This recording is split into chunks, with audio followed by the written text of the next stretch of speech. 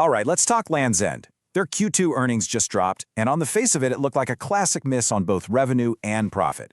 But you know, the real story here is hiding just beneath the surface. We're talking about some serious operational discipline, and one huge wild card that could change the entire game. Let's dive in. Here's how we're going to break it down. We'll start with a headline miss that got everyone's attention. Then, we'll get into management's silver lining, their margin story.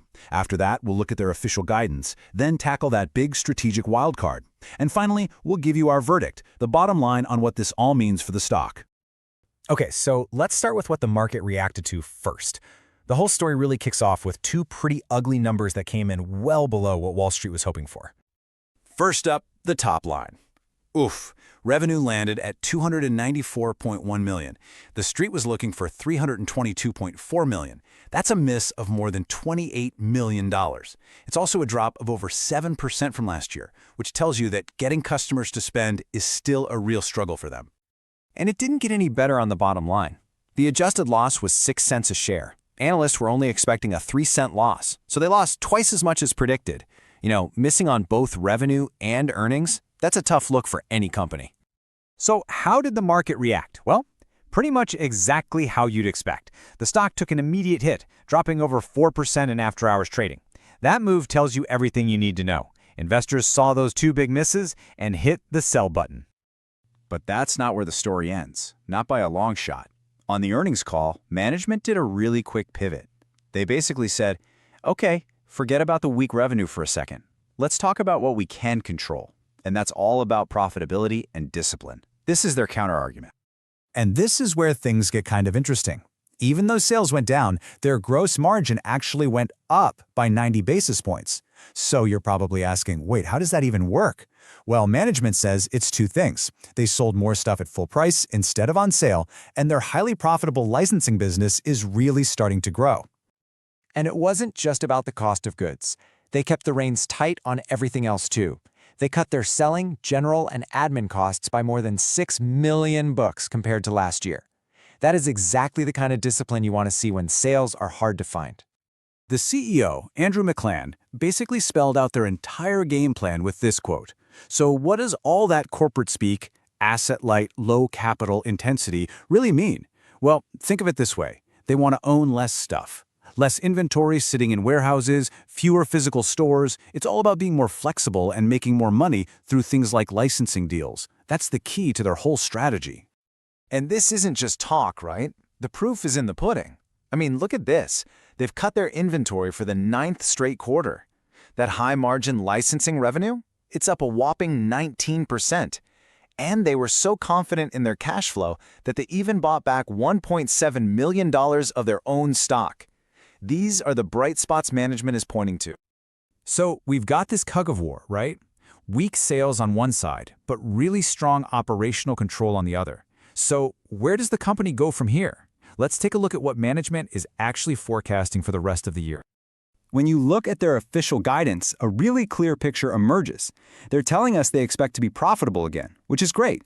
But look closely at those revenue numbers. They're not promising the moon. Not at all. This whole forecast is built on the idea that they can keep squeezing out more profit from the sales they do get thanks to that cost discipline we just talked about. Okay, now we have to talk about the elephant in the room. The real wild card here. The one thing that could make all those other numbers, well, kind of irrelevant overnight. And there it is, right in the press release. The board is looking at strategic alternatives. Let's just be direct about what that means in plain English. They have put a for sale sign on the company's front door. This totally changes the investment case, adding huge dose of uncertainty, but also some serious potential upside. And listen, this isn't just some vague possibility. A Reuters report from back in July said that multiple bids were already on the table, and they named some big players in the brand management world, like Authentic Brands and WHP Global. That makes this whole for sale thing very, very real. So you've got this messy picture, right? Good operational story clashing with a bad revenue story, all happening under the shadow of a potential buyout. It's a lot to untangle. So let's pull it all together and give you our final verdict. This really is the million-dollar question, isn't it? With all these conflicting signals, a little bit of good, a little bit of bad, and a huge what if. What is the actual call on the stock right now?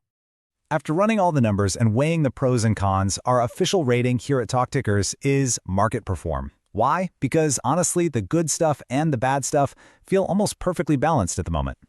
And just so we're all on the same page, market perform basically means we think the stock is going to tread water. It'll probably perform about the same as the S&P 500. We don't see a huge catalyst for it to break out to the upside or the downside, at least not based on the business itself.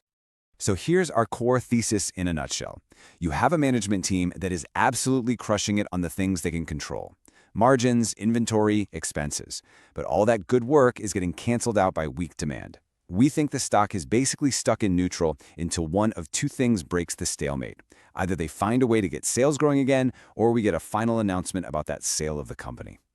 But what if you don't want to just sit around and wait? What if you want to make a bet on that big wild card? Well, that brings us to our final segment, our outrageous but plausible trade idea. The logic here is simple. You're not betting on the next earnings report. You're betting on the sale of the company being the main event. A sophisticated way to play that is with something like a long-dated call option spread. Now, what that does is it captures risk. You can only lose what you put in, but it gives you some real upside if a buyout gets announced at a nice premium.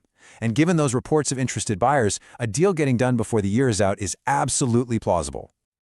And of course, we have to say it, this is not financial advice.